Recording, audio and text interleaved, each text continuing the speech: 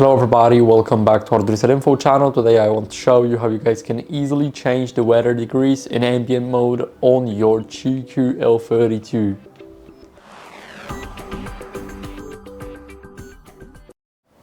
So as you guys can see, now we need to go to all settings. Now scroll a bit down until you guys see the system.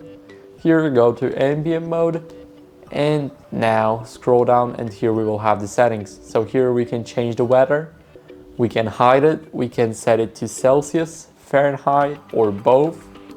So now if we start the ambient mode, it should show both of these. As you guys can see, we have 73 degrees Fahrenheit and 23 degrees Celsius.